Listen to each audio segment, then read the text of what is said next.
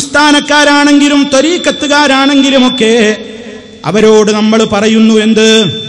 നമ്മൾ അവരെ കുറിച്ച് പറഞ്ഞാൽ എന്ത് പറഞ്ഞാൽ മുഹീദ്ദീൻ ശൈഖെ രക്ഷിക്കണേ, ബദരീങ്ങളെ കാക്കണേ എന്ന് തേടുന്നവരും തേടാമെന്ന് പറയുന്നവരുമാണ് നിങ്ങളെന്ന് പറഞ്ഞാൽ അതിൽ അവർക്ക് ഒരു വെറുപ്പുമില്ല. അതവരംഗീകരിക്കും. ഇപ്പൊ അംഗീകരിച്ചത് കേട്ടില്ലേ? അതവരംഗീകരിക്കും. കാരണം എന്താ? അവർക്കും അറിയാം, എല്ലാവർക്കും അറിയാം, അതവർ ചെയ്യുന്ന ശിർക്കാണ്, അതവർ ചെയ്യുന്ന പണിയാണ്. എന്നാൽ ഒരു മുജാഹിദിനോട് അവന്റെ മുഖത്ത് നോക്കിയിട്ടോ അല്ലാതെയോ നിങ്ങൾ ജിന്നെ രക്ഷിക്കണേ, ജിന്നെ സഹായിക്കണേ എന്നിങ്ങനെ സഹായം തേടുന്നവരും പ്രാർത്ഥിക്കുന്നവരും അങ്ങനെ പ്രാർത്ഥിക്കാമെന്നും തേടാമെന്നും പറയുന്നവരുമാണ് എന്ന് പറഞ്ഞാൽ ഏതെങ്കിലും ഒരു മുജാഹിദ് അത് അംഗീകരിച്ചു കൊടുക്കുമോ? അംഗീകരിച്ചു കൊടുക്കില്ല. കാരണം എന്താണ്? അതവർ ചെയ്യാത്ത കാര്യമാണ്. ഒരൊറ്റ മുജാഹിദും ജിന്നെ സഹായിക്കണേ എന്ന് തേടാമെന്ന് പറയുന്നവരില്ല, നിങ്ങൾ തേടിക്കോളൂ എന്ന് പറയുന്നവരില്ല. അതെ, ഇസ്ലാമിന്റെ വളരെ കൃത്യമായ ഈ കാര്യത്തെ മറന്നുകൊണ്ട് അവരുടെ മേലതാ ശിർക്ക് ആരോപിക്കുകയാണ്. ഈ ആരോപണം അതേ കുറെ നാളായി തുടങ്ങിയിട്ട്, ഈ ആരോപണം കുറെ കൊല്ലങ്ങളായി തുടങ്ങിയിട്ട്, ഈ ആരോപണങ്ങൾക്ക് വല്ലാതെ വളം വെച്ചു കൊടുത്തത് ആരാണ്? 2002 നമ്മിൽ നിന്ന് പിരിഞ്ഞുപോയ, നമ്മിൽ നിന്ന് മുജാഹിദ് പ്രസ്ഥാനത്തിൽ നിന്ന് പിരിഞ്ഞുപോയ കക്ഷികളാണ് ഈ ആരോപണം നമ്മുടെ മേൽ ആദ്യമായി ഉന്നയിച്ചത്. അതെ, ആ കാലഘട്ടം തൊട്ട് അവിടുന്ന് ഇങ്ങോട്ട് ഇതുവരെയും ഏത് കാലത്തും അതാ നാം ജിന്നിനെ വിളിച്ചു പ്രാർത്ഥിക്കുന്നവരാണ്, ശിർക്ക് ചെയ്യുന്നവരാണ് എന്ന് പറഞ്ഞപ്പോൾ മുജാഹിദുകൾ ഒറ്റക്കെട്ടായിക്കൊണ്ട് അവർക്കെതിരെ മറുപടി കൊടുത്തു. അവരുടെ ആരോപണങ്ങളുടെ മുനയൊടിച്ചു. ജിന്നിന്റെയും ശൈത്താനിന്റെയും വിഷയത്തിൽ അല്ലാഹുവിന്റെ ഖുർആനിലോ ഹദീസിലോ വന്നിട്ടുള്ള യാഥാർത്ഥ്യങ്ങൾ പറഞ്ഞതിന്റെ പേരിൽ ഇവരിതാ ജിന്നുകളെ വിളിച്ചു പ്രാർത്ഥിക്കുന്ന കക്ഷികളാണ്. ജിന്നെ രക്ഷിക്കണേ, ജിന്നെ സഹായിക്കണേ എന്ന് പറയാമെന്ന് പറയുന്ന വിഭാഗമാണെന്ന് നമ്മുടെ മേൽ ആദ്യമായി ആരോപണം കൊണ്ടുവന്നുകൊണ്ട് അതേ നമ്മിൽ നിന്ന് പിരിഞ്ഞു പുറത്തുപോയ കക്ഷികൾ നമ്മെ ആക്രമിക്കാൻ മുതിർന്നപ്പോൾ പ്രമാണങ്ങൾ ഉദ്ധരിച്ചുകൊണ്ട് എന്താണ് ജിന്ന്, എന്താണ് ശൈത്താൻ എന്നൊക്കെയുള്ള വിഷയത്തിൽ നമ്മുടെ നിലപാട് എന്താണെന്ന് കൃത്യമായി നമ്മൾ പണ്ടേ പഠിപ്പിച്ചിട്ടുള്ള പരിശുദ്ധ ഖുർആനിന്റെ വ്യാഖ്യാനം മുഹമ്മദ് അമാനി മൗലവിയുടേത്. ആ ഖുർആൻ പരിഭാഷയിൽ ജിന്നും ശൈത്താനും എന്ന പേരിൽ മുസ്ലിമീങ്ങൾ എന്താണ് മനസ്സിലാക്കിയിരിക്കേണ്ട യാഥാർത്ഥ്യമെന്ന് മഹാനവറുകൾ വിശദീകരിച്ചിട്ടുള്ള ഒരു വ്യാഖ്യാനക്കുറിപ്പുണ്ട്. ആ വ്യാഖ്യാനക്കുറിപ്പ് സമൂഹത്തിനിടയിലേക്ക് നമ്മൾ പ്രത്യേകമായി തന്നെ ഒരു പുസ്തകമായി പുറത്തിറക്കുകയുണ്ടായി. ആ പുസ്തകമാണ് എന്റെ കയ്യിൽ കാണുന്ന ജിന്നും ശൈത്താനും എന്ന ഈ പുസ്തകം. ഇത് കേരള നദുവത്തുൽ മുജാഹിദീൻ പ്രസിദ്ധീകരിച്ച പുസ്തകമാണ്. ഈ പുസ്തകത്തിലതാ ഇത് പ്രസിദ്ധീകരിച്ച പ്രസാധകരിതാ ഇതിന്റെ തുടക്കത്തിൽ തന്നെ കൃത്യമായി പറഞ്ഞു കഴിഞ്ഞു. ഇന്നും അത് നിലനിൽക്കുന്നു. സമൂഹത്തോട് നമുക്കിപ്പോഴും അതാണ് പറയാനുള്ളത്. ഒരു മാറ്റവുമില്ലാതെ അന്ന് പറഞ്ഞത് നാം ഇന്നും പറയുന്നു, ഇനിയും അത് തന്നെ പറയുന്നു. ആരോട് പറയുന്നു? മുജാഹിദേ, നീ ശിർക്കിലേക്ക് പോയിട്ടുണ്ട്, നീ ജിന്നിനെ വിളിച്ച് തേടുന്നവനാണ്, നീ ജിന്നൂരിയാണ്, നീ അതാ ജിന്നെ രക്ഷിക്കണേ എന്ന് പ്രാർത്ഥിക്കുന്നവനാണ്, സഹായം തേടുന്നവനാണ്, അങ്ങനെ സഹായം തേടിക്കോ എന്ന് പറയുന്നവനാണ്, അത് അനുവദനീയമാണെന്ന് പറയുന്നവരാണ് എന്ന് പറയുന്ന എല്ലാ കക്ഷികളോടും അതെ ഒരു മാറ്റവുമില്ലാതെ ഈ പുസ്തകത്തിന്റെ പ്രസാധകർ സമൂഹത്തോട് എന്താണോ പറഞ്ഞത് അത് തന്നെയാണ് ഇപ്പോഴും നമുക്ക് പറയാനുള്ളത്. നമ്മെക്കുറിച്ചുള്ള ആക്ഷേപം സിറാജിൽ വന്നാൽ അവരെക്കുറിച്ച് ഖുറാഫികളോടും നമുക്കതാണ് പറയാനുള്ളത്. ഇനി മാധ്യമത്തിൽ മറ്റാരെങ്കിലും എഴുതിക്കൊടുത്തത് അവർ പ്രസിദ്ധീകരിച്ചുവെങ്കിൽ അവരോടും നമുക്കത് തന്നെയാണ് പറയാനുള്ളത്. ഇനി ആരെങ്കിലും നമ്മെ തെറ്റിദ്ധരിച്ചിട്ട് ഏതെങ്കിലും ചാരന്മാർ കട്ടുമുളിച്ച ക്ലിപ്പുകൾ ആരെയെങ്കിലും കാണിച്ച് തെറ്റിദ്ധരിപ്പിച്ചിട്ടുണ്ടെങ്കിൽ ആ ഉമ്മവെങ്ങന്മാരോടും സഹോദരീ സഹോദരങ്ങളോടും അതേ ഈ പുസ്തകത്തെ പ്രസിദ്ധീകരിച്ച KNM ഇതിന്റെ പ്രസാധകക്കുറിപ്പായി എന്താണോ പറഞ്ഞിട്ടുള്ളതെങ്കിൽ ആ മറുപടി തന്നെയാണ് അന്നും ഇന്നും എന്നും നമുക്ക് പറയാനുള്ളത്. ഒരു മാറ്റവും ആ വിഷയത്തിൽ നമുക്ക് സംഭവിച്ചിട്ടില്ല.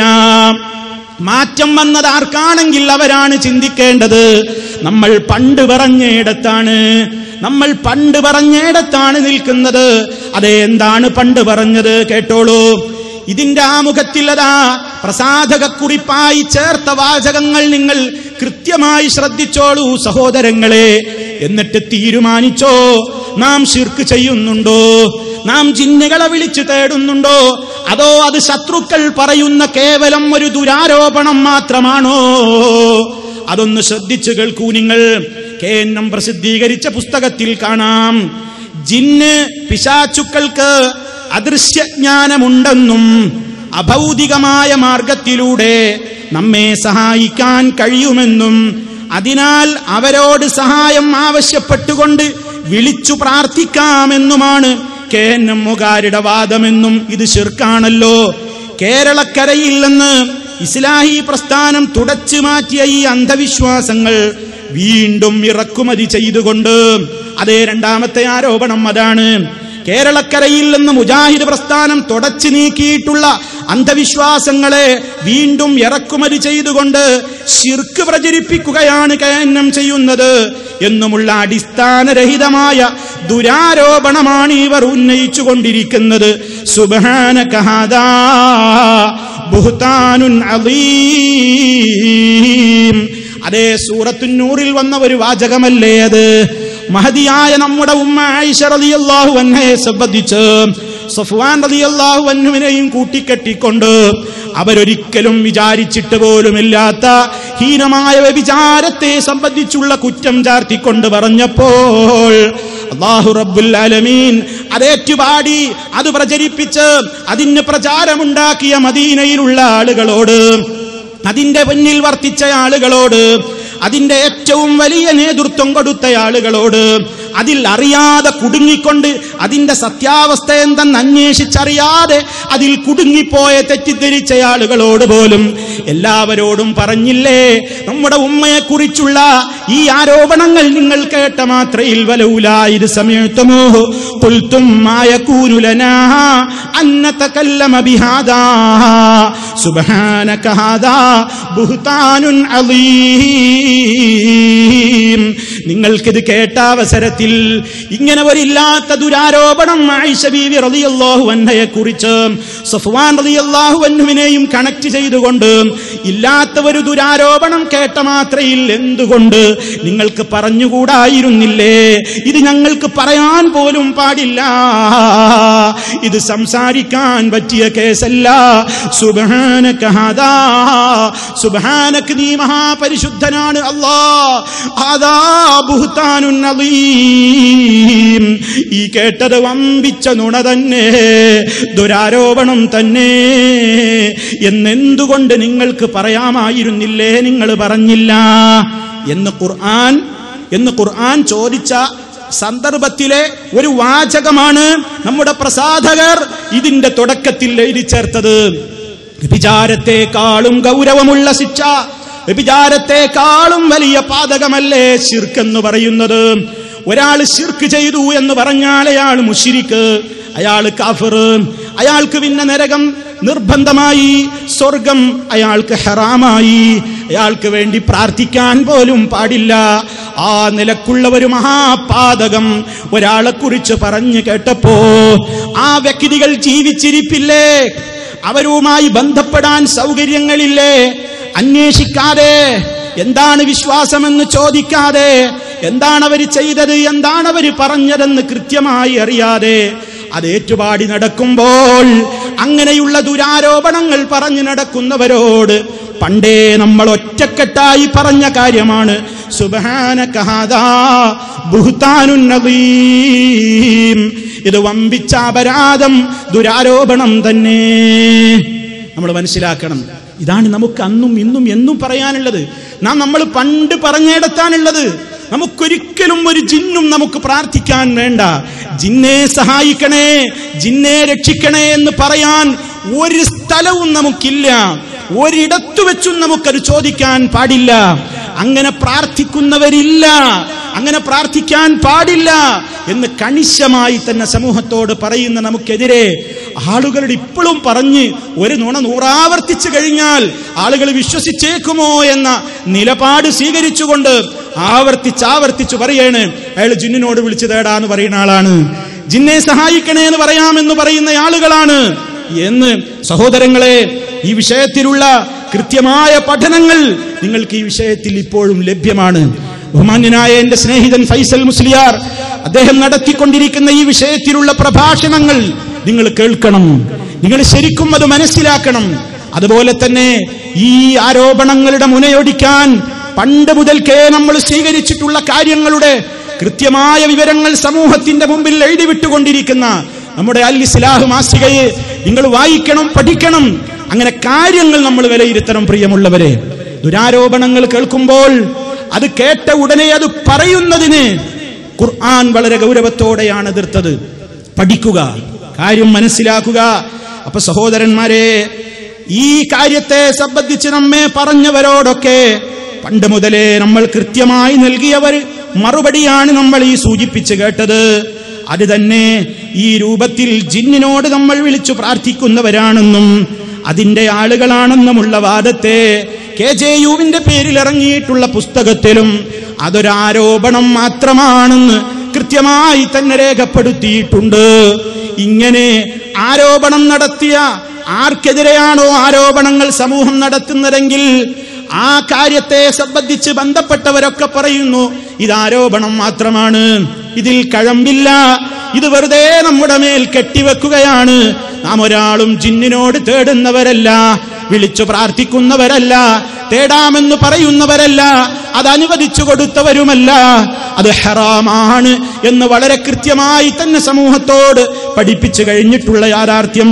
നമ്മുടെ ജീവിതത്തിലെ ഒരു സാഹചര്യത്തിലും ജിന്നിനോട് സഹായം തേടാൻ ഖുർആനിലും ഹദീസിലും തെളിവില്ല എന്നും ഇത്തരം ദുഷ്പ്രചരണങ്ങളെ കരുതിയിരിക്കണേ എന്ന് ഇസ്ലാഹ് മാസികയിൽ തന്നെ വളരെ കൃത്യമായി സമൂഹത്തെ തെര്യപ്പെടുത്തിയവരാണ് നമ്മളെല്ലാവരും.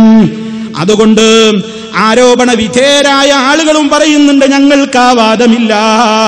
എന്നിട്ടും ഈ മഹാപാതകം ആരോപിക്കുന്ന സഹോദരന്മാർ ഓർമ്മിക്കണം, നമ്മിൽ നിന്ന് പിരിഞ്ഞുപോയവർ നമ്മെ ആക്ഷേപിച്ച കാര്യമാണ് നമ്മൾ ഈ ഏറ്റുപാടുന്നത്.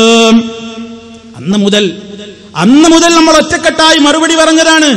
ഒരു യാ ഇബാദല്ലാഹ് എന്ന പ്രശ്നത്തിൽ അങ്ങേറ്റം ദുർബലമായ ആ ഒരു ഹദീസ്, അതിനെ സംബന്ധിച്ച് ചർച്ച നടന്ന കാലഘട്ടങ്ങളിലൊക്കെ തന്നെയും ആ ഹദീസ് ദുർബലമാണെന്ന് പറഞ്ഞു.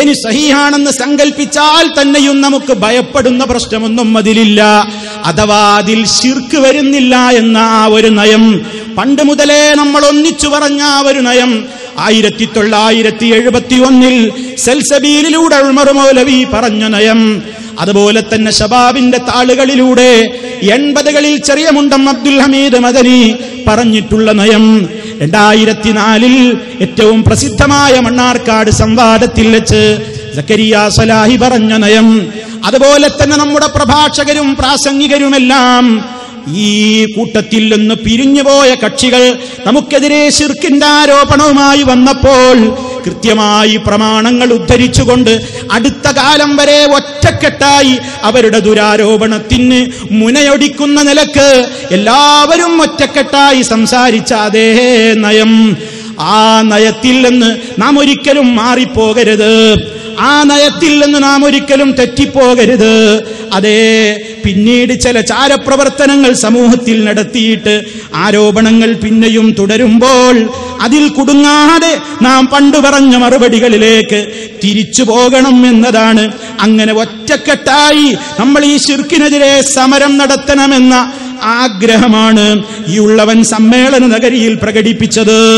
നമ്മൾ മനസ്സിലാക്കണം, ഈ ഉള്ളവൻ സമ്മേളന നഗരിയിൽ പ്രകടിപ്പിച്ച ആ ഒരു വികാരം എന്തായിരുന്നു? നാം ഇതുവരെ നൽകിയിട്ടുള്ള ഒരു നയം എന്തുണ്ടോ, നാം നമ്മുടെ മേൽ ശിർക്ക് ആരോപിച്ചിട്ടുള്ള ആളുകൾക്ക് നേരെ നാം സ്വീകരിച്ച ഇതുവരെയുള്ള നയം എന്താണെങ്കിൽ അതിൽ തന്നെ നാം ഉറച്ചു നിൽക്കുക, അതാണ് നമുക്ക് നല്ലത്. അതേ അവസരത്തിൽ ഇനി അതിൽ അപകടമുണ്ടെന്നാണോ, അത് ശിർക്കാണെന്നാണോ വാദം, എങ്കിൽ അത് ശിർക്കല്ലെന്ന് മനസ്സിലാക്കിയിട്ടുള്ള ലോകപണ്ഡിതന്മാരില്ലേ, അവരുമായി നമുക്ക് ചർച്ച ചെയ്യാം, ഒരു തീരുമാനത്തിലെത്താം എന്ന് പറഞ്ഞപ്പോൾ അങ്ങനെ നമുക്ക് ഒന്നിച്ചു മുന്നേറണം. ഇതൊരു പിളർപ്പുണ്ടാക്കേണ്ട കാര്യമല്ല, ഇതൊരു പിരിച്ചുവിടാൻ മാത്രം കാരണമാക്കേണ്ടുന്ന കാര്യമല്ല എന്ന് പറഞ്ഞപ്പോൾ, അതേ സഹോദരങ്ങളെ, ആ ഉദ്ദേശം, ആ ഒരു നല്ല ഉദ്ദേശത്തെ ചോദ്യം ചെയ്യപ്പെടുന്ന അവസ്ഥയായി, അത് അപശബ്ദമായി അവതരിപ്പിക്കപ്പെടുന്ന അവസ്ഥയായി. ഐക്യാഹ്വാനം എന്തിനു വേണ്ടി ശിർക്കും തൗഹീദും ഒന്നിക്കുകയോ എന്ന് ചോദിക്കുന്ന അവസ്ഥയോളമായി. ശിർക്കില്ല എന്നല്ലേ സഹോദരങ്ങളെ പറയുന്നത്?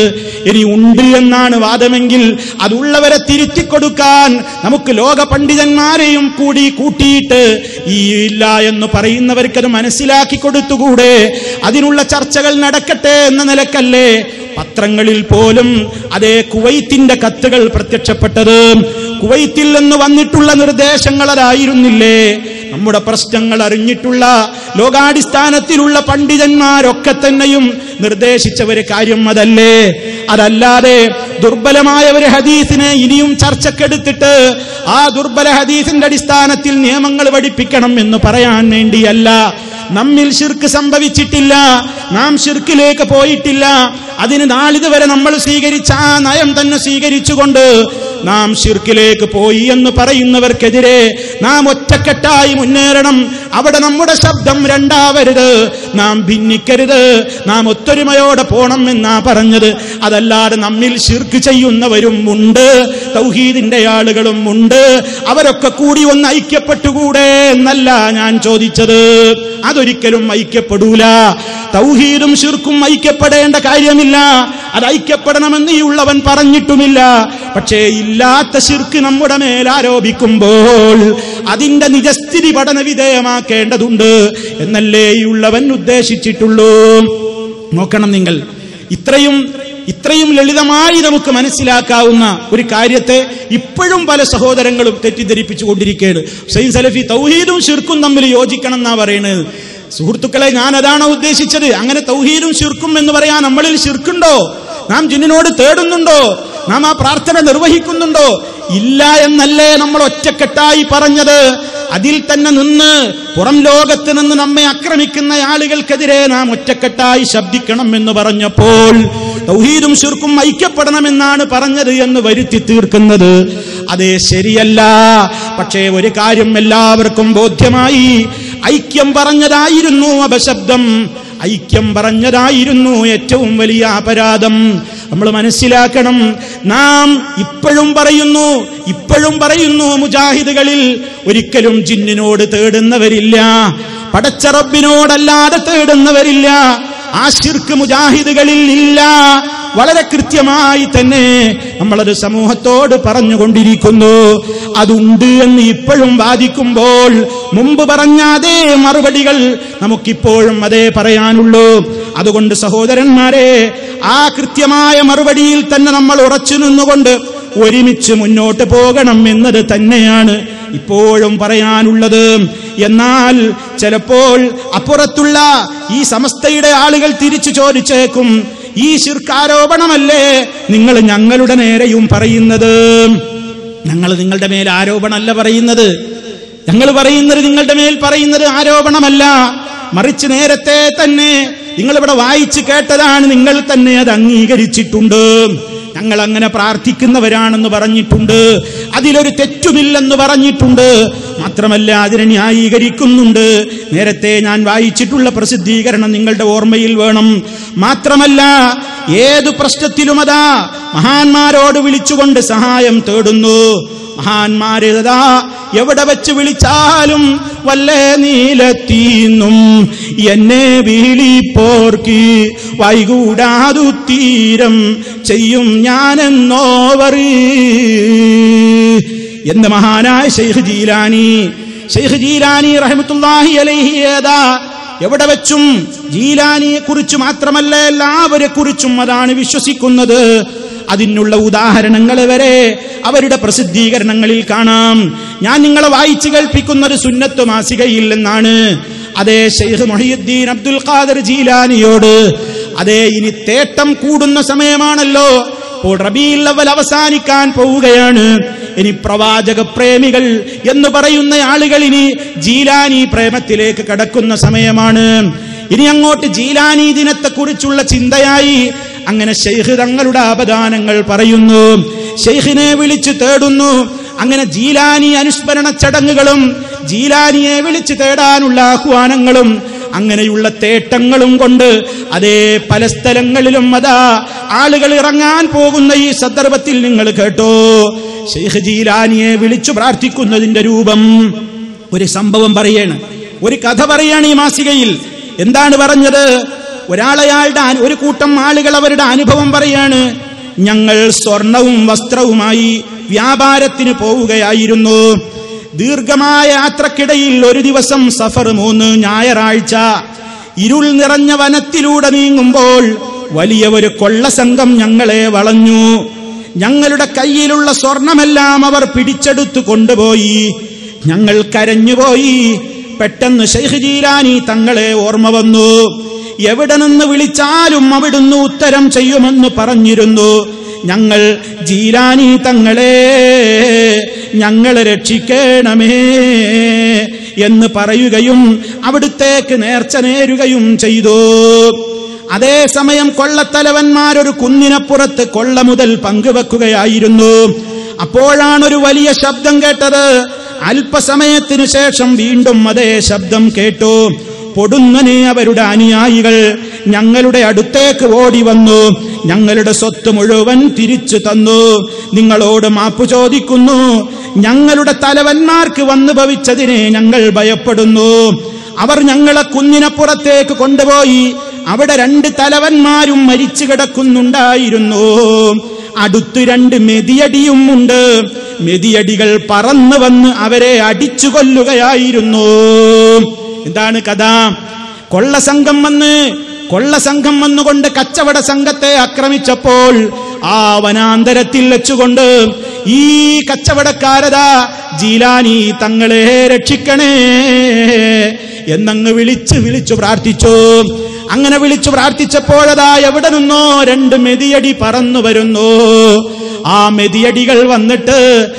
മെതിയടികൾ പറന്നു വന്നിട്ട് ഈ കൊള്ളസംഘത്തിന്റെ നേതാക്കന്മാരുടെ തലക്കടിച്ചു കൊല്ലുന്നു.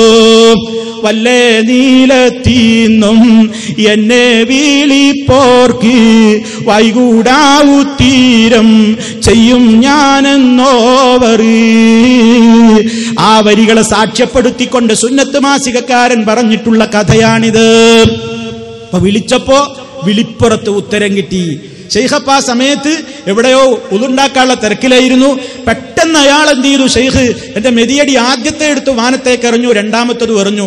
അത് എത്രയോ ദൂരെ നിന്ന് പറന്നു വന്ന് ഈ കൊള്ളസംഘത്തിന്റെ തലക്കടിച്ചവരുടെ കഥ കഴിച്ചു എന്നാ പറയുന്നത്. ഈ രൂപത്തിൽ ശൈഖ് ജീലാനിയെ വിളിച്ചു പ്രാർത്ഥിക്കുവാൻ നിർദ്ദേശിക്കുന്ന, എവിടെ വെച്ചും പ്രാർത്ഥിച്ചോളൂ, എവിടെ വെച്ച് വിളിച്ചാലും മഹാനവറുകൾ ഹാജരാകും എന്ന് പറയുന്നു.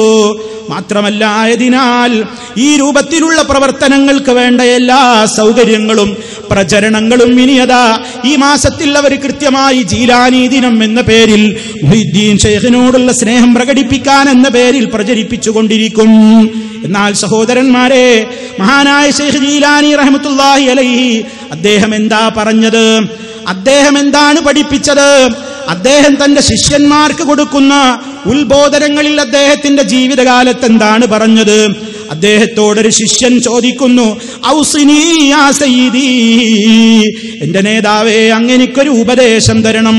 ബിമാ അഅ്മലു ബിഹി ബഅദക, താങ്കളുടെ ശേഷം ഞാനത് മുറുകെ പിടിച്ചു പ്രവർത്തിച്ചോളാം, എന്നെ ഒന്ന് ഉപദേശിക്കണം എന്ന് ശിഷ്യൻ ആവശ്യപ്പെട്ടപ്പോൾ അതേ ഫഖാല, മഹാനവറുകൾ പറഞ്ഞു, അലൈക ബിതഖ്വല്ലാഹി അസ്സ വജല്ല വലാ തഖഫ് അഹദൻ സിവല്ലാഹ് വലാ തർജു അഹദൻ സിവല്ലാഹ് വക്കിലിൽ ഹവായിജ ഇലല്ലാഹി അസ്സ വജല്ല വലാ തഅ്തമിദ് ഇല്ലാ അലൈഹി വതുലുബ്ഹാ ജമീഅൻ മിൻഹു തആലാ വലാ തത്തകിൽ അലാ അഹദിൻ ഗൈറല്ലാഹി സുബ്ഹാന അത്തൗഹീദ് അത്തൗഹീദ്. മഹാനവറുകൾ അതാ കൊടുക്കുന്ന ഉത്ബോധനം, നീ അള്ളാഹുവിനെ സൂക്ഷിച്ചുകൊണ്ട് ജീവിച്ചോ. റബ്ബിനെ അല്ലാതെ, അള്ളാനെ അല്ലാതെ നീ ആരെയും ഭയപ്പെടണ്ട, അവനെ അല്ലാതെ നീ പ്രതീക്ഷിക്കണ്ട. നിന്റെ എല്ലാ കാര്യങ്ങളും ആത്യന്തികമായി നീ അള്ളാഹുവിലേക്ക് തവക്കുലാക്കിക്കോ. എല്ലാം അവനിൽ ഭരമേൽപ്പിച്ചോ, അവനിൽ നിന്ന് മാത്രം നീ തേടിക്കോ. അള്ളാഹുവിന്റെ മേലല്ലാതെ നീ ആരുടെ മേലിലും നീ തവക്കുലാക്കണ്ട. തൗഹീദ് തൗഹീദ് തൗഹീദ് അത് മുറുകെ പിടിച്ചോ എന്ന് മഹാനവരുകൾ പറയുന്നു. മാത്രമല്ല, ഏത് സന്ദർഭത്തിലും തന്റെ പ്രാർത്ഥനകളിൽ മുഴുവനും നിറഞ്ഞു നിന്നത് അള്ളാഹുവിന്റെ സഹായമാണ് മഹാനവരുകൾ ആവശ്യപ്പെട്ടത്. കുത്തുബിയത്ത് എന്ന് പറയുന്ന ഒരു കൃതിയില്ലേ, അതേ കായൽ പട്ടണത്തുകാരൻ സദഖത്തുല്ലാഹിൽ ഖാഹിരി എന്ന് പറയുന്ന വ്യക്തി എഴുതിയിട്ടുള്ള ആ കുത്തുബിയത്തിന്റെ തുടക്കത്തിൽ ഒരു 4 വരി പദ്യം കാണാം. ആ കുത്തുബിയത്ത് മുഹീദ്ദീൻ ശൈഖിനെ വിളിച്ച് തേടുവാനുള്ള, മുഹീദ്ദീൻ ശൈഖിനെ വിളിച്ചു പ്രാർത്ഥിക്കുവാനുള്ള നിർദ്ദേശമടങ്ങുന്ന അതേ കുത്തുബിയത്തിന്റെ തുടക്കത്തിൽ ഒരു 2 വരി കാണാം. ആ 2 വരി സദഖത്തുള്ളയുടേതല്ല, അത് മുഹീദ്ദീൻ ശൈഖ് തന്നെ പറഞ്ഞ വരികളാണ്. ശൈഖ് പറഞ്ഞ വരികൾ എന്താണെന്നോ, അതേ ഇന്നബ്തഅത് ഗാറത്തുൽ അർഹാമി വബ്തഅദത് അന്നാ ഫഅസ്റഉ ശൈഇൻ ഗാറത്തല്ലാഹി യാ ഗാറത്തല്ലാഹി ഹുസ്സി സൈറ മുസ്രിഅതൻ ഫീ ഹുല്ലി ഉഖദതിനാ യാ ഗാറത്തല്ലാഹി. ആരെയാ വിളിച്ചു തേടുന്നത്? ശൈഖ് മുഹീദ്ദീൻ അവറുകൾ പറയുന്നു, സ്വന്തം കുടുംബങ്ങളുടെ സഹായം വൈകിയാലും അതെത്ര ദൂരെയാണെങ്കിലും എന്നെ സംബന്ധിച്ചിടത്തോളം അതൊരു പ്രശ്നമുള്ള കാര്യമല്ല. എന്റെ ബന്ധുക്കളിൽ നിന്നുള്ള സഹായം, എന്റെ കുടുംബങ്ങളിൽ നിന്നുള്ള സഹായം അതെത്ര വൈകിയാലും അത് അകന്നു പോയാലും എനിക്കതൊരു പ്രശ്നമുള്ള കാര്യമല്ല. കാരണം ഫാസിറഉ ശൈഇൻ ഗാറത്തുല്ലാഹി, അല്ലാഹുവിന്റെ സഹായമാണ് പെട്ടെന്ന് കിട്ടുന്നത്. അള്ളാഹുവിന്റെ സഹായമാണ് ഏറ്റവും അടുത്തുള്ളത്. എന്നിട്ട് അദ്ദേഹം പറയാണ്, അള്ളാഹുവിന്റെ സഹായമേ അതിശീഘ്രം വന്നടുക്കൂ. യാ ഗാറത്തല്ലാഹി ഹുസ്സി സൈറ മുസ്രിയതൻ ഫീ ഹുല്ലി ഉഖദതിനാ യാ ഗാറത്തല്ലാഹി. ഞങ്ങളുടെ വിഷമസന്ധി പരിഹരിക്കാൻ ദ്രുതഗതിയിൽ വരൂ, റബ്ബിന്റെ സഹായം വരട്ടെ എന്നിങ്ങനെ അള്ളാഹുവിനോട് മാത്രം വിളിച്ചു തേടാനാണ് മഹാനവറുകൾ പറയുന്നത്. എന്നിട്ടോ ശൈഖ് ജീലാനിയെ സ്നേഹിക്കുന്നു എന്ന പേരിൽ ഏത് പ്രതിസന്ധി ഘട്ടം വന്നാലും ശൈഖ് അവറുകളെ വിളിച്ച് തേടിക്കൊള്ളാൻ വേണ്ടി പറയുന്നു. ഇത് ശൈഖ് ജീലാനി മാത്രമല്ല, മഹാനായ മുഹമ്മദുർ റസൂലുള്ളാഹി സ്വല്ലല്ലാഹു അലൈഹി വസല്ലം, മഹാനായ പ്രവാചകൻ നമുക്ക് പഠിപ്പിച്ചു തന്നത് എന്താണ്? ഏത് സന്ദർഭത്തിലും വിഷമങ്ങളും പ്രയാസങ്ങളും വരുമ്പോൾ എന്നെ വിളിച്ചോ എന്നവിടുന്ന് പറഞ്ഞിട്ടില്ല. നബി സല്ലല്ലാഹു അലൈഹി വസല്ലമിനെ വിളിച്ച് തേടിക്കൊള്ളാൻ ആവശ്യപ്പെട്ടിട്ടില്ല. മറിച്ച് അവിടുന്ന് നമ്മോട് പഠിപ്പിച്ചത് എന്താണ്? യാ ഹയ്യു യാ ഖയ്യൂം ബിറഹ്മതിക അസ്തഗീസ് അസ്ലിഹ് ലീ ശഅനി കുല്ലഹു വലാ തകിൽനി ഇലാ നഫ്സി തറഫത ഐൻ. എന്നെന്നും ജീവിച്ചിരിക്കുന്നവനേ, എല്ലാത്തിന്റെയും നിയന്താവേ, നിന്റെ കാരുണ്യം മുഖേന ഞാനിതാ സഹായം ചോദിക്കുന്നു, നിന്നോട് സഹായം തേടുന്നു. എന്റെ എല്ലാ കാര്യങ്ങളും നീ നന്നാക്കി തരണമേ. എന്നിലേക്ക് ഒരു കണ്ണിമ വെട്ടുന്ന നേരത്തേക്ക് പോലും എന്റെ കാര്യം നീ എന്നിലേക്ക് വിടരുത് റബ്ബേ. നീ എല്ലാ കാര്യത്തിലും തുണയാകണമേ. ഞാൻ നിന്നോട് സഹായം തേടുന്നു. മഹാനായ നബി സല്ലല്ലാഹു അലൈഹി വസല്ലം തേടിയത് അതാണ്, തേടാൻ പറഞ്ഞത് അതാണ്. ആ പാരമ്പര്യമല്ലേ മുസ്ലിമീങ്ങളെ നമുക്കുള്ളത്? ആ പാരമ്പര്യമല്ലേ നമ്മൾ പിന്തുടരുന്നത്? ആ നബി സല്ലല്ലാഹു അലൈഹി വസല്ലമിനോടല്ലേ നമ്മുടെ ഹുബ്ബുള്ളത്? അവിടുത്തോടല്ലേ നമ്മുടെ മഹബ്ബത്തുള്ളത്? ആ നബി തങ്ങളോടുള്ള മഹബ്ബത്ത് മുഖേന അതേ അള്ളാഹുവിന്റെ മഹബ്ബത്ത് നമ്മൾ ആശിക്കുന്നു. അല്ലാഹ് നമ്മളെ സ്നേഹിക്കണം, അല്ലാഹ് നമ്മളെ ഇഷ്ടപ്പെടണം, അള്ളാഹു നമ്മെ അവന്റെ ഏറ്റവും അടുത്ത ആളുകളുടെ കൂട്ടത്തിൽ ഉൾപ്പെടുത്തണം. എന്താ മാർഗം? അള്ളാഹുവിന്റെ റസൂലിലൂടെ അത് പഠിപ്പിക്കപ്പെട്ടു. ഖുൽ നബിയെ പറഞ്ഞു കൊടുക്കൂ, ഇൻ കുൻതും തുഹിബ്ബൂനല്ലാഹ്, നിങ്ങൾ അള്ളാഹുവിനെ ഇഷ്ടപ്പെടുന്നവരാണെങ്കിൽ ഫത്തബിഊനി, നിങ്ങൾ നബിയാകുന്ന എന്നെ പിൻപറ്റണേ. എങ്കിൽ യുഹ്ബിബുക്കുമുല്ലാഹ്, അള്ളാഹു നിങ്ങളെ സ്നേഹിക്കുന്നതാണ്. അള്ളാഹുവിന്റെ സ്നേഹം നമുക്ക് കിട്ടണമെങ്കിൽ മഹാനായ നബി സല്ലല്ലാഹു അലൈഹി വസല്ലമിനെ പരിപൂർണമായി പിൻപറ്റിക്കൊണ്ട് ജീവിക്കണം. നമ്മുടെ പാപങ്ങൾ പൊറുത്തു കിട്ടണോ? നബി തങ്ങൾ പറഞ്ഞതുപോലെ ജീവിക്കണം. അതാണ് അല്ലാഹ് പറയുന്നത്, വയഗ്ഫിർ ലക്കും ലക്കും ദുനൂബക്കും, നിങ്ങളുടെ പാപങ്ങൾ അവൻ നിങ്ങൾക്ക് പുറത്തു തരികയും ചെയ്യും. വല്ലാഹു ഗഫൂറുർ റഹീം, അവനാണ് എല്ലാം പൊറുക്കുന്നവനും ഏറ്റവും കരുണയുള്ളവനും എന്ന്. ആ ഒരു സ്നേഹം നബി സല്ലല്ലാഹു അലൈഹി വസല്ലമയോട് മാത്രമാണ് നമുക്കുള്ളത്. ആ ഒരു ഏറ്റവും വലിയ സ്നേഹം, ആ പ്രത്യേകമായ സ്നേഹത്തിന് നിദാനമാകുന്ന നിലക്കുള്ള വലിയ മഹത്വങ്ങളല്ലേ നമ്മുടെ നേതാവിലുള്ളത്. അത് ലോകത്തൊരു നേതാവിനും കിട്ടിയിട്ടില്ല, ഒരു നേതാവിനും കിട്ടിയിട്ടില്ലാത്ത ഗുണങ്ങൾ, അതേ പ്രത്യേകതകൾ, ശ്രേഷ്ഠതകൾ അല്ലാഹു റബ്ബുൽ ആലമീൻ സല്ലല്ലാഹു അലൈഹി വസല്ലമിനെ ആദരിച്ചുകൊണ്ട് അവിടുത്തെ മഹത്വങ്ങളായിട്ട് പറഞ്ഞു തന്നിട്ടുണ്ട്. അതുകൊണ്ട് ആ നബി സല്ലല്ലാഹു അലൈഹി വസല്ലമിനെ നമ്മൾ സ്നേഹിക്കുന്നു, ബഹുമാനിക്കുന്നു, ആദരിക്കുന്നു. അവിടുത്തെ കുറിച്ച് ഉള്ള എല്ലാ മഹത്വങ്ങളും നമ്മൾ സമൂഹത്തെ പഠിപ്പിക്കുന്നു. സല്ലല്ലാഹു അലൈഹി വസല്ലമിന്റെ മഹത്വങ്ങൾ പറയുന്നതിന് മുജാഹിദുകൾ എതിരാണെന്ന ഒരു പ്രചരണം നടക്കുന്നുണ്ട്. എന്റെ സഹോദരങ്ങൾ മനസ്സിലാക്കണം, അഷ്റഫുൽ ഖൽഖ് സല്ലല്ലാഹു അലൈഹി വസല്ലമിനെ കുറിച്ച് ഉള്ളത് കൃത്യമായി പറയുന്നവരാണ് മുജാഹിദുകൾ. അതെ, അവിടുന്ന് പഠിപ്പിച്ചതെല്ലാം സത്യമാണ്. ഇല്ലാത്തത് നമ്മൾ പറയില്ല, ഉള്ളതൊന്നും വെട്ടിച്ചുരുക്കുകയില്ല. അവിടുന്ന് പറഞ്ഞല്ലോ, അന സയ്യിദു ഉൽദി ആദമ യൗമൽ ഖിയാമ, ഖിയാമത്ത് നാളിൽ സർവ മനുഷ്യരുടെയും നേതാവാണ് ഞാൻ. അതേ, എല്ലാവരുടെയും നേതാവായിക്കൊണ്ട് മഹ്ശറിൽ ആനയിക്കപ്പെടുന്ന നേതാവാണ് മുഹമ്മദുർ റസൂലുള്ളാഹി സ്വല്ലല്ലാഹു അലൈഹി വസല്ലം.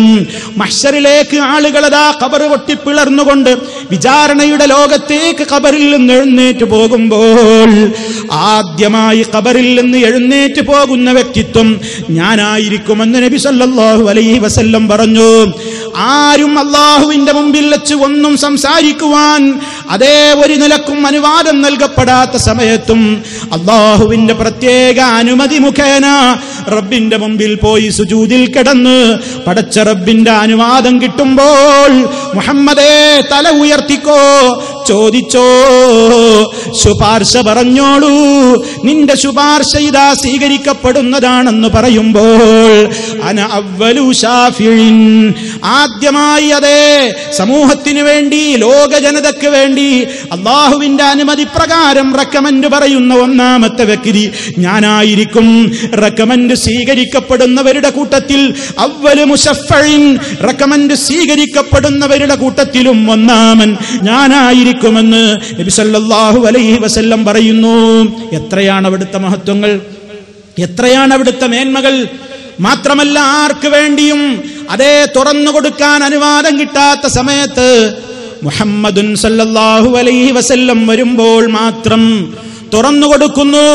സ്വർഗത്തിന്റെ കവാടത്തിങ്കൽ ഞാൻ പോയി നിൽക്കും. സല്ലല്ലാഹു അലൈഹി വസല്ലം പറയുന്നു, ആതീ ബാബൽ ജന്ന, ജന്നത്തിന്റെ കവാടത്തിനരികിൽ, സ്വർഗ കവാടത്തിനരികിൽ ഞാൻ പോയി നിൽക്കും. എന്നിട്ട് ഞാൻ ആ സ്വർഗം തുറക്കുവാൻ വേണ്ടി അപേക്ഷിക്കും, സ്വർഗം തുറക്കാൻ ആവശ്യപ്പെടും, ഞാൻ ആ വാതില് മുട്ടും. അപ്പോൾ സ്വർഗത്തിന്റെ ഉത്തരവാദിത്തം ഏൽപ്പിക്കപ്പെട്ടിട്ടുള്ള വ്യക്തി ചോദിക്കും, താങ്കൾ ആരാണ്? അന മുഹമ്മദ്, ഞാൻ മുഹമ്മദാണെന്ന് ഞാൻ മറുപടി പറയുമ്പോൾ എനിക്ക് തിരിച്ചു മറുപടി കിട്ടുന്നത് എന്താണ്? ബിക ഉമിർതു, താങ്കളുടെ കാര്യത്തിലാണ് ഞാൻ കൽപ്പിക്കപ്പെട്ടിരിക്കുന്നത്. അതായത് ലാ അഫ്തഹു അഹദൻ ഖബ്ലക, താങ്കൾക്ക് മുമ്പ് ഒരാൾക്കും ഞാൻ ഈ സ്വർഗ കവാടം തുറന്നു കൊടുക്കുകയില്ല. അതെ, ആ സന്തോഷകരമായ നിമിഷം സ്വർഗ കവാടത്തിന്റെ മുമ്പിൽ പോയി നിന്ന് വാതില് മുട്ടി തുറക്കാൻ ആവശ്യപ്പെട്ട് ആദ്യമായി അതാ മുത്തഖീങ്ങൾക്ക് തയ്യാറാക്കി വെച്ചിട്ടുള്ള സ്വർഗലോകത്തിലേക്ക് ആദ്യമായി കാലെടുത്ത് വെക്കാനുള്ള ഭാഗ്യം ലഭിക്കുന്ന നേതാവ് മുഹമ്മദുർ റസൂലുള്ളാഹി സ്വല്ലല്ലാഹു അലൈഹി വസല്ലമാണ്. അങ്ങനെ എത്രയെത്ര മഹാത്മ്യങ്ങൾ പറയാനുണ്ട്. രണ്ട് ലോകത്തും അവിടുന്ന് ഉന്നതനാണല്ലോ, ഈ ലോകത്തും പരലോകത്തും ഉന്നതനാണ്. അവിടുത്തെ മഹാത്മ്യങ്ങൾ ഉള്ളത് ആര് നിഷേധിച്ചാലും അതേ ആ മഹാത്മ്യങ്ങളുടെ മാറ്റൊരിക്കലും കുറയുകയില്ല.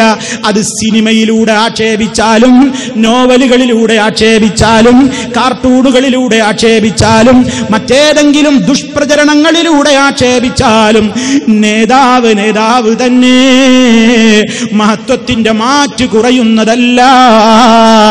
രണ്ട് ലോകത്തും അവിടുത്തെ പ്രശസ്തി അത്രത്തോളം ഉന്നതമാണ്. അധികമാണ്. ആ ഉള്ള നന്മകളൊക്കെ നമ്മൾ സമൂഹത്തോട് പറയുന്നു, അവിടുത്തെ ഉള്ള മഹാത്മ്യങ്ങളൊക്കെ സമൂഹത്തോട് പറയുന്നു. പക്ഷേ അവിടുത്തെ പേരിൽ ഇല്ലാത്തത് പറഞ്ഞാൽ അത് അവിടുത്തെ പേരിൽ മദ്ഹ് പറയലല്ല, അവിടുത്തെ പേരിൽ ഉള്ളതേ പറയാവൂ. അവിടുത്തെ പോലെ വേറൊരു മനുഷ്യനുണ്ടെന്ന് പറയാൻ പോലും നമുക്ക് പറ്റില്ല. കാരണം എന്താണ്? അവിടുത്തെ അത്രയെല്ലാം ശ്രേഷ്ഠതകൾ തികഞ്ഞ ഒരു വ്യക്തിത്വം ഉണ്ടായിട്ടില്ല. എന്നിട്ടാണ് ശൈഖ് ജീലാനിയെ ബഹുമാനിക്കാൻ എന്ന പേരിലതാ എഴുതിവിട്ടിട്ടുള്ള ഒരു പ്രസിദ്ധീകരണം ഞാൻ നിങ്ങളെ വായിച്ചു കേൾപ്പിക്കട്ടെ. ഇതിൽ പറയുന്നത് എന്താണെന്നോ, ശൈഖ് ജീലാനിയെ പുകഴ്ത്തി പുകഴ്ത്തി പുകഴ്ത്തിയിട്ട് എവിടത്തോളം എത്തിച്ചുവെന്നോ, ശൈഖ് ജീലാനി റളിയല്ലാഹു അൻഹുവിനെ യഥാവിധി ഉൾക്കൊള്ളുമ്പോൾ അവരിൽ പ്രവാചകന്റെ എല്ലാ വിശേഷണങ്ങളും കാണാൻ സാധിക്കുന്നതാണ്. കണ്ടോ, മുഹീദ്ദീൻ ശൈഖ് അള്ളാന്റെ റസൂലിന്റെ എല്ലാ ഗുണമുണ്ട് എന്നാണ്, എല്ലാ ഗുണമുണ്ട്. അപ്പൊ ഒരാൾ ചോദിച്ചു ശൈഖ് ജീലാനിയോട്, എന്ത് അങ്ങനെയെങ്കിൽ നിങ്ങൾക്ക് നിഴലുണ്ടല്ലോ എന്ന് ചോദിച്ചപ്പോ മഹാനവറുകൾ വിശദീകരിച്ചു, അത് ഞാൻ വേണ്ടെന്ന് വെച്ചതാണ്, നിങ്ങൾ എന്നെ നബി എന്ന് വിളിക്കാതിരിക്കാൻ. ഇന്നാലില്ല, നിങ്ങളൊന്ന് ആലോചിച്ചു നോക്ക്. അത് എല്ലാ ഗുണങ്ങളും കൂടി എനിക്കുണ്ടായാൽ പിന്നെ നിങ്ങൾ എന്നെ നബി എന്ന് വിളിക്കൂലേ? അപ്പൊ നബി എന്ന് വിളിക്കാതിരിക്കാൻ വേണ്ടി ഒന്ന് ഞാൻ വേണ്ടാന്ന് വെച്ചോ, എന്താ, എനിക്ക് നേലുണ്ടായിക്കോട്ടെ, അല്ലെ നിങ്ങൾ എന്നെ നബി എന്ന് വിളിക്കും. അതല്ലാത്ത എല്ലാ രൂപത്തിലുള്ള പ്രത്യേകതകളും അതെ എനിക്കുണ്ട്. നബി സല്ലല്ലാഹു അലൈഹി വസല്ലമിന് നേലുണ്ടോ ഇല്ലേ, അത് വേറെ വിഷയമാണ്. അള്ളാഹുവിന്റെ റസൂലിന് നേലില്ലായിരുന്നു എന്ന് പറയാൻ പ്രാമാണികമായ ഒരു തെളിവും മുസ്ലിം ലോകത്ത് ലഭ്യമല്ല. നമ്മൾ മനസ്സിലാക്കണം, നബി സല്ലല്ലാഹു അലൈഹി വസല്ലം അവിടുന്ന് അങ്ങനെ പഠിപ്പിച്ചിട്ടില്ല എനിക്ക് നേലില്ല. പക്ഷെ ആ ഇല്ലാത്ത കാര്യം പോലും ശൈഖ് ജീലാനിക്ക് നേലുണ്ടല്ലോ എന്ന് പറഞ്ഞപ്പോ അവസാനം എന്താ ശൈഖ് ജീലാനി മറുപടി പറയുന്നത്? അത് ഞാൻ വേണ്ടാന്ന് വെച്ചതാ, നിങ്ങൾ എന്നെ നബി എന്ന് വിളിക്കും, ആ അല്ലാത്ത എല്ലാം എന്നിലുണ്ട്. ആരാണ് നബി സല്ലല്ലാഹു അലൈഹി വസല്ലമിനെ ഇകഴ്ത്തുന്നത്? ആരാണ് നബി സല്ലല്ലാഹു അലൈഹി വസല്ലമിനെ മഹത്വത്തെ കുറച്ച് കാണിക്കുന്നത്? നമ്മൾ മനസ്സിലാക്കണം. മാത്രമല്ല നബി സല്ലല്ലാഹു അലൈഹി വസല്ലമിനെ അതെ അവിടുത്തെ പേരിൽ കളവ് പറയുന്നത്, മറ്റൊരാളുടെ പേരിൽ ആരോപണം പറയുന്നത് തന്നെ എത്രത്തോളം കുറ്റമാണ്. നബി തങ്ങൾ പറഞ്ഞിട്ടില്ലാത്ത ഒന്ന് പറഞ്ഞു എന്ന് പറഞ്ഞാലോ, അവിടുന്ന് ചെയ്തിട്ടില്ലാത്തത് ചെയ്തു എന്ന് പറഞ്ഞാലോ, അവിടുന്ന് അംഗീകരിച്ചിട്ടില്ലാത്തത് അംഗീകരിച്ചു എന്ന് പറഞ്ഞാലോ, അവിടുത്തേതല്ലാത്ത ഒരു ഭാഗത്തെ എടുത്ത് കാണിച്ചുകൊണ്ട് ഇത് അവിടുത്തെ ശരീരത്തിലുള്ളതാണെന്ന് പറഞ്ഞാലോ സ്ഥാനം നരകം തന്നെ. അല്ലാഹുവിന്റെ റസൂൽ പഠിപ്പിച്ചിട്ടുണ്ട്, മൻ കദബ അലയ്യ മുതഅമ്മിദാ ഫൽയതബവ്വ മഖ്അദഹു മിനന്നാർ. ആരെങ്കിലും എന്റെ മേൽ മനഃപൂർവ്വം കള്ളം പറഞ്ഞാൽ നരകത്തിയിലുള്ള അവന്റെ ഇരിപ്പിടം അവൻ എത്രയും വേഗം സ്ഥാപിച്ചുകൊള്ളട്ടെ, തരപ്പെടുത്തിക്കൊള്ളട്ടെ. നബി സല്ലല്ലാഹു അലൈഹി വസല്ലമിന്റെ മേൽ കള്ള ഹദീസുകൾ സമൂഹത്തിൽ എത്ര കാലമായി ഉണ്ടാക്കാൻ തുടങ്ങിയിട്ട് അള്ളാന്റെ റസൂൽ അത് പറഞ്ഞിട്ടില്ല. അത്തരത്തിലുള്ള കുറെ കാര്യങ്ങൾ ഉണ്ടാക്കി. നബി തങ്ങൾ ചെയ്തു എന്ന പേരിൽ പലതും ഉണ്ടാക്കി. നബി സല്ലല്ലാഹു അലൈഹി വസല്ലം അത് ചെയ്തിട്ടില്ല. നബി സല്ലല്ലാഹു അലൈഹി വസല്ലം അംഗീകരിച്ച് തന്നിട്ടുണ്ട് എന്ന് അവിടുത്തെ പേരിൽ കളവ് പ്രചരിപ്പിച്ചു. വാസ്തവത്തിൽ അവിടുന്ന് അത് അറിയുകയോ അംഗീകരിക്കുകയോ ചെയ്യാത്തതാണ്. അതുപോലെ തന്നെയാണ് അതേ ഇക്കാലത്തതാ പ്രവാചകൻ സല്ലല്ലാഹു അലൈഹി വസല്ലമിന്റേതാണെന്ന് പറഞ്ഞുകൊണ്ട് മുടിയും വടിയും മെതിയടിയും പുതപ്പും അതുപോലെയുള്ള വസ്തുക്കളുമൊക്കെ ഞങ്ങളുടെ കയ്യിലുണ്ടെന്ന് പറഞ്ഞുകൊണ്ട് നബി സല്ലല്ലാഹു അലൈഹി വസല്ലമിന്റേതല്ലാത്തവ ഉയർത്തി കാണിച്ചുകൊണ്ട് അള്ളാന്റെ റസൂലിന്റേതാണെന്ന് കള്ളം പറയുന്നു. ഏറ്റവും വലിയ നബിനിന്ദ അത് തന്നെയല്ലേ? അള്ളാന്റെ റസൂലിന്റേതല്ലാത്ത ഒരു വസ്തു എടുത്ത് കാണിച്ചിട്ട് ഇത് നബി സല്ലല്ലാഹു അലൈഹി വസല്ലമിന്റെ മുടിയാണ് കേട്ടോ എന്ന് സമൂഹത്തോട് പറയുന്നവൻ എത്ര വലിയ അപരാധമാണ് ചെയ്യുന്നത്. ഒരു മുടിക്കേസ് നമ്മുടെ നാട്ടിൽ തുടങ്ങിയിട്ട് കാലം കുറേയായില്ലേ? ബോംബെയിലെ ഒരു ജാലിയാവാല എന്ന് പറയുന്ന ഒരു തെരുവ് കച്ചവടക്കാരന്റെ ആക്രി കച്ചവടക്കാരന്റെ കടയിൽ നിന്ന് കാശ് കൊടുത്തിട്ട് അതേ ഒരു കെട്ട് മുടി കൊണ്ടുവന്നു. വല്ലാതെ ക്ലച്ച് പിടിക്കുന്നില്ലെന്ന് കണ്ടപ്പോൾ അതേ മുടി തന്നെ അബൂദാബിയിലേക്ക് കയറ്റി അയച്ച് അവിടെ നിന്ന് പിന്നീട് ഇങ്ങോട്ട് ഇറക്കുമതി ചെയ്യിപ്പിച്ചുകൊണ്ട് ഇതിന് വലിയ അതേ സ്വഹാബത്തിന്റെ പാരമ്പര്യമുണ്ട് എന്ന് പറഞ്ഞുകൊണ്ട് പാരമ്പര്യമുണ്ടാക്കാൻ വേണ്ടി കള്ള സനദുകൾ വായിച്ചുകൊണ്ട് ശ്രമം നടത്തി. എല്ലാം പിടിക്കപ്പെട്ട് കഴിഞ്ഞു. എല്ലാത്തിന്റെയും എല്ലാ രൂപത്തിലുള്ള അതേ ഉള്ളുകള്ളികളും പുറത്തേക്ക് വന്നു. അതേ മാർക്കറ്റില്ലാതായി. പിന്നെ മുടിവെള്ളത്തിന് ആ മുടി ജ്യൂസ് കുടിക്കാൻ പലർക്കും മറപ്പായി, വെറുപ്പായി. കാരണം അത് ഹബീബിൻ്റെതല്ലല്ലോ. ഹബീബിൻ്റെതാണെന്ന് ഉറപ്പുള്ളത് അന്ന് ജീവിച്ച സഹാബിമാര് കുടിച്ചിട്ടുണ്ട്, ഉപയോഗിച്ചിട്ടുണ്ട്. പുന്നാര നബി സല്ലല്ലാഹു അലൈഹി വസല്ലമിന്റെ മുടി, അവിടുത്തെ വിയർപ്പ്, അവിടുത്തെ ശരീരത്തിന് അതേതൊക്കെ ഭാഗങ്ങൾക്ക് ബറക്കത്തുണ്ടെന്ന് പ്രമാണങ്ങളിൽ സ്ഥിരപ്പെട്ടിട്ടുണ്ടോ? അത് നിഷേധിക്കാൻ മുജാഹിദുകൾ തയ്യാറല്ല, ഒരു കാലത്തും നിഷേധിച്ചിട്ടില്ല. സഹാബത്ത് അന്നത് ഉപയോഗിച്ചു, സഹാബത്ത് ആ നിലക്കത് കണ്ടു. നബി സല്ലല്ലാഹു അലൈഹി വസല്ലമിന്റെ ശരീരത്തെ അവർ സ്നേഹിച്ചു, ആദർശത്തെ സ്നേഹിച്ചു. നുണപ്രചരണം നടത്തുന്നവർക്കെതിരെ ശക്തമായി അവർ സമരം ചെയ്തു. പക്ഷേ ആ പോരിശ ഇന്ന് സമൂഹത്തോട് പറഞ്ഞിട്ടെന്താ കാര്യം? പുന്നാര ഹബീബിന്റെ മുടിയുടെ പ്രാധാന്യം, അതേ അവിടുത്തെ വിയർപ്പിന്റെ പ്രത്യേകത, അതിന്റെ സുഗന്ധമൊക്കെ ഇന്ന് പറഞ്ഞിട്ടെന്താ കാര്യം? മഹാനവറുകളുടെ പ്രത്യേകതകൾ നമുക്ക് മനസ്സിലാക്കാൻ വേണ്ടി പറയാമെന്നതല്ലാതെ ഇന്നാ സാധനം കിട്ടാക്കനിയാണല്ലോ. ഉണ്ടെങ്കിൽ നബിതങ്ങളുടേതാണെന്ന് സ്ഥിരപ്പെടുന്ന നിലക്ക് ലോകത്തെവിടെയും അവിടുത്തെ ഒരു മുടിനാര് പോലുമില്ല, ഒരു വിയർപ്പിന്റെ തുള്ളി പോലുമില്ല, അവിടുത്തെ വസ്ത്രത്തിന്റെ ഒരു ഭാഗം പോലുമില്ല, അവിടുന്ന് ഉപയോഗപ്പെടുത്തിയ ഒന്നും ലോകത്തുണ്ട് എന്ന് സ്ഥാപിക്കാൻ സാധ്യമല്ലല്ലോ. സാധ്യമാകണമെങ്കിൽ അതാർക്ക് കിട്ടി എന്ന് സഹാബി മുതൽക്ക് ഇങ്ങോട്ടുള്ള പരമ്പര മുറിയാത്ത സനദ് വേണം. ആ സനദ് കാര്യത്തിൽ അതാ അപ്പുറത്തുള്ള സമസ്തക്കാര് ചോദിച്ചിട്ടും കൊടുക്കാൻ പറ്റിയില്ലല്ലോ. മുസ്ലിമീങ്ങളെ കാലഘട്ടത്തിലും എല്ലാവരോടും ചോദിക്കുന്നതാണല്ലോ. അത് വെല്ലൂരിലുള്ള മുടിയാണെങ്കിലും അസറത്ത് ബാൽ പള്ളിയിലുള്ള മുടിയാണെങ്കിലും അതേ തുർക്കിയിലെ മ്യൂസിയത്തിലുള്ള മുടിയാണെങ്കിലും കാരന്തൂരിലുള്ള മുടിയാണെങ്കിലും സമമാണ്. കാരണം എല്ലാ മുടികളും വ്യാജമാണ്. നബി സല്ലല്ലാഹു അലൈഹി വസല്ലമിന്റേതാണെന്ന് സ്ഥിരപ്പെടുത്താവുന്ന ഒരൊറ്റ സനദും അവക്കില്ല. അതുകൊണ്ട് മുസ്ലിമീങ്ങൾ സമൂഹത്തോട് പറഞ്ഞു, ഇത് വ്യാജനാണ്, ഇത് റസൂലുള്ളാഹിനെ നിന്ദിക്കുന്ന പരിപാടിയാണ്. നെടുനീളൻ മുടിക്കെട്ടുമായി കൊണ്ടുള്ള പ്രദർശനങ്ങൾ നടന്നു. എന്തേ ഇതിനിത്ര വലുപ്പമെന്ന് ചോദിച്ചപ്പോൾ നബി സല്ലല്ലാഹു അലൈഹി വസല്ലമിന്റെ മുടി ഇങ്ങനെ നാളുതോറും വളരുന്നു, പിളരുന്നു, ഇങ്ങനെ ഇണച്ചം പൊട്ടി വരുന്നു.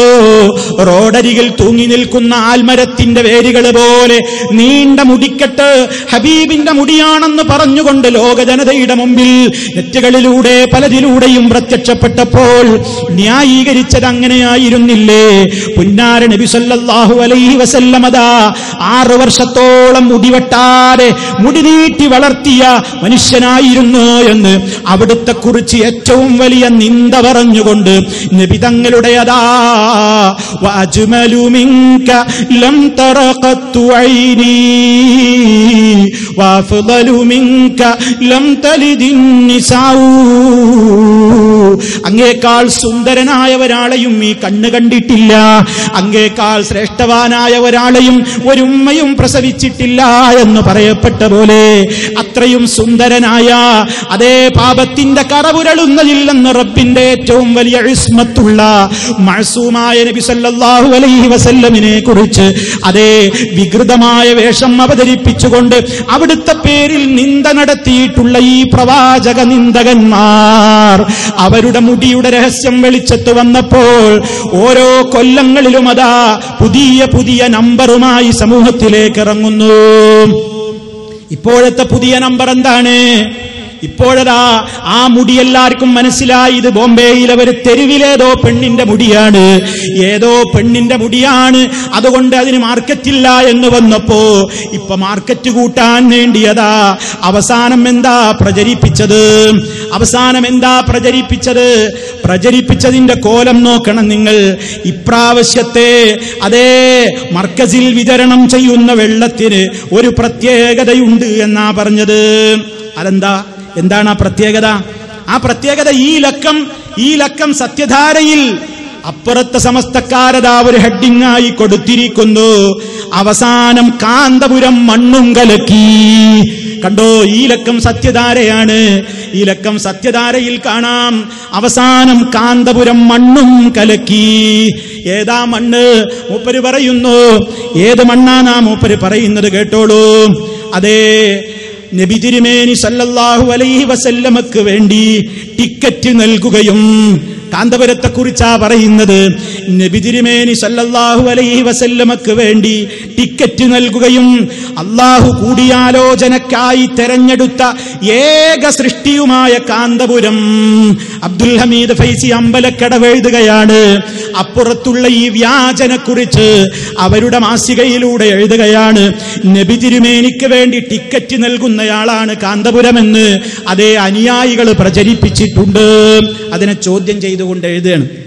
നബിതങ്ങളെ കാണാൻ ടിക്കറ്റ് മുറിച്ചു വെക്കണ പണി നമ്മൾ കേട്ടിട്ടുണ്ട് ഒരുപാട്. അതെ, അല്ലാഹു കൂടിയാലോചനക്കായി തെരഞ്ഞെടുത്ത ഏക സൃഷ്ടി. അല്ലാഹു എപ്പോഴും കാര്യം ചെയ്യുന്നതിന് മുമ്പ് ഒന്ന് കാന്തപുരത്തോടൊന്ന് മുശാവറ നടത്തണം.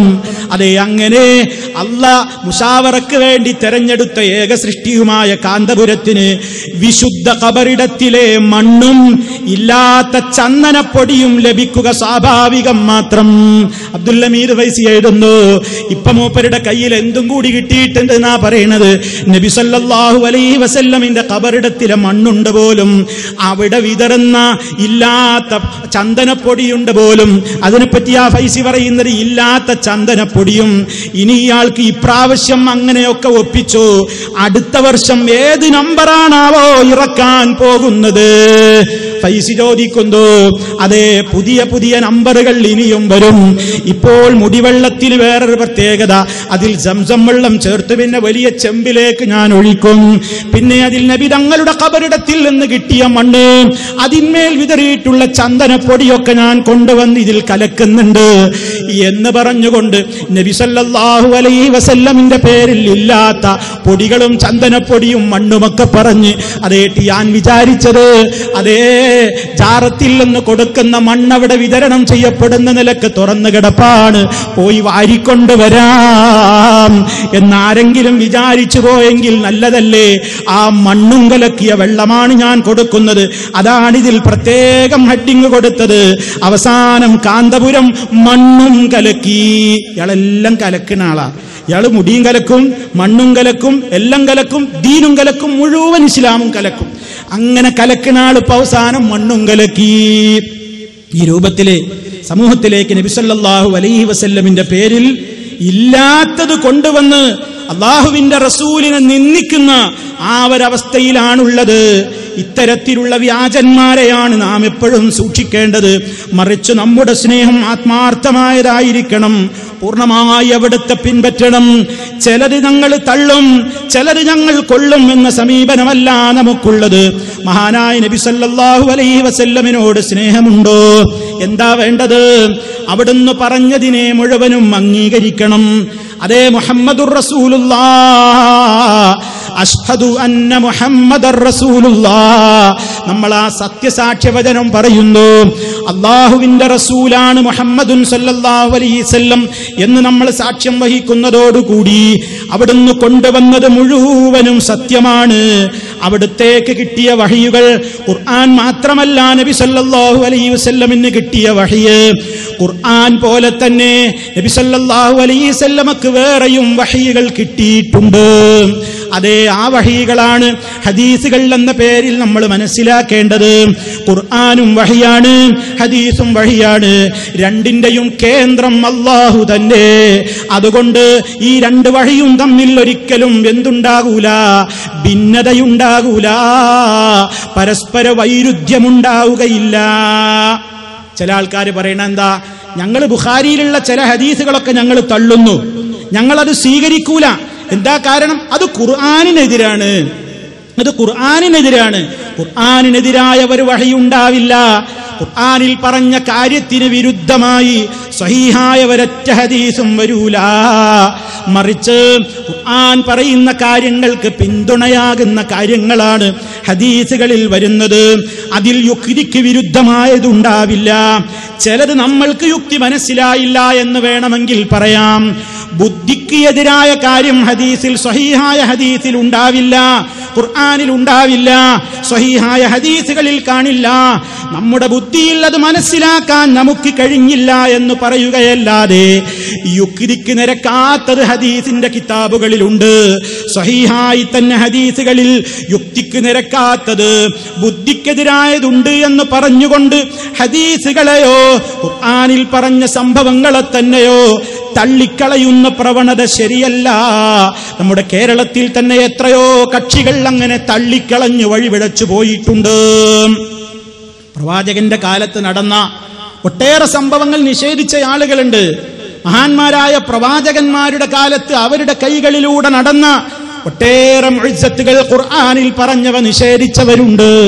മൂസാ നബി അലൈഹിസ്സലാം വടികൊണ്ട് സമുദ്രത്തിലടിച്ചപ്പോൾ സമുദ്രം പിളർന്നത് ഉൾക്കൊള്ളാനാവാതെ അതിനെ യുക്തിക്കൊപ്പിച്ച് വ്യാഖ്യാനിച്ചവരുണ്ട്. മൂസാ നബി അലൈഹിസ്സലാമിന്റെ കയ്യിലുള്ള വടികൊണ്ട് പാറക്കല്ലിലടിച്ചപ്പോൾ